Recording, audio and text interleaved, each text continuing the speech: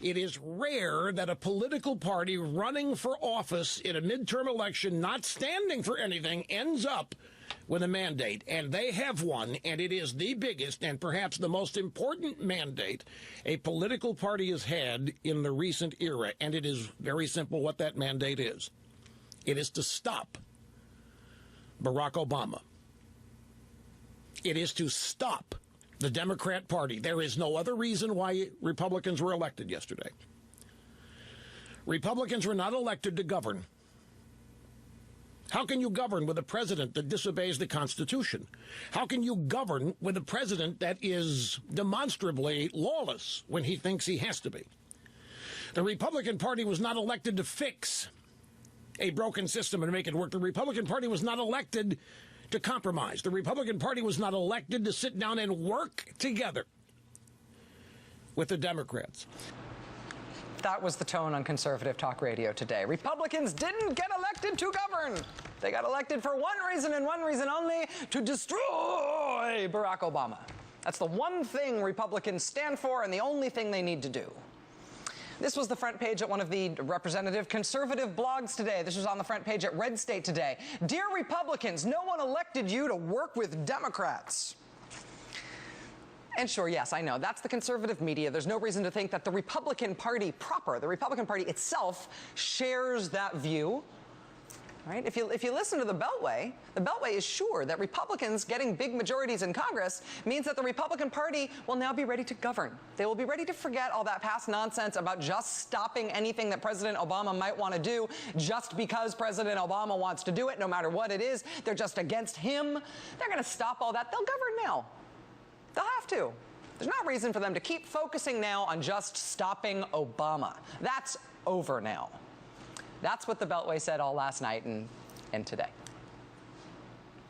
Did you see the Republican Party's official press conference today that they called to talk about the election results? Not did you see that they did it, or did you read about what they said? Did you actually see what it looked like? This was their press conference about the election today. They gave their press conference about what they're going to do now with their new majority in Congress in front of a giant screen, a giant red screen that says, "Stop Obama! Fire Harry Reid!" They did get Harry Reid fired as majority leader so they could get down to the real business of stop Obama. That is their reason for existing. That's what they chose as the backdrop for their announcement about winning the election. Anybody who's expecting that this Republican Party has a grand bipartisan policy idea for what they want to do in Washington now as a governing party is smoking something that is now legal in a lot more places. But that view of the Republicans as ready to compromise, ready to work together, over it about how much they hate Barack Obama, it's just not based on the visible truth of what is actually going on. But the White House instead said, hey, actually, if you really want to talk about policy in this new Washington, in this new Congress, after this big election, let's do something about specifically what just happened in this election.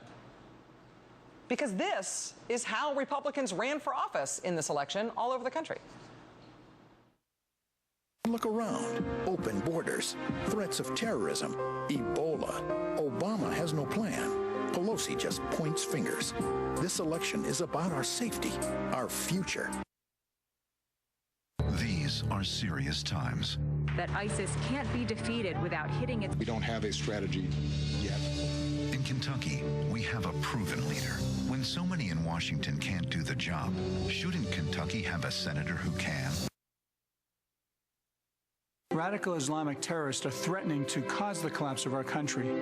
President Obama and Senator Shaheen seem confused about the nature of the threat. In the Middle East, radical terrorists are on the march, destabilizing our allies, beheading Americans, and crucifying Christians. President Obama admits he underestimated them. ISIS gaining ground, terrorists committing mass murder, Ebola inside the U.S., Americans alarmed about national security. What's President Obama doing? Ignoring the Constitution, Congress, and the American people.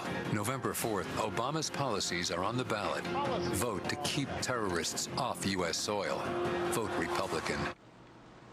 That last ad ran in 8 battleground states. Vote for us because Ebola, or vote for us because ISIS, or vote for us because ISIS Ebola. Are they two different things? And so the president walked up to the podium today and he called the question. First, I'm submitting a request to Congress for funding to ensure that our doctors, scientists, and troops have the resources that they need to combat the spread of Ebola in Africa and to increase our preparedness for any future cases here at home. Second, I'm going to begin engaging Congress over a new authorization to use military force against ISIL. The world needs to know we are united behind this effort, and the men and women of our military deserve our clear and unified support. Call the question. This is the test, day one of the new Washington. If the Republicans want to do something other than stop Obama, right? If they really do want to make policy, here's a chance to actually make policy, to fund a response, to decide on a response to the two things you just spent months terrifying the country about. Telling them that if they felt scared about ISIS or Ebola, they should vote to send Republicans to Washington. Call the question. On day one in the new Washington, did Republicans go there to make any sort of policy, make any sort of decisions, or did they just go there to destroy the president? This is a test. This is the first test, and it arrived early on day one.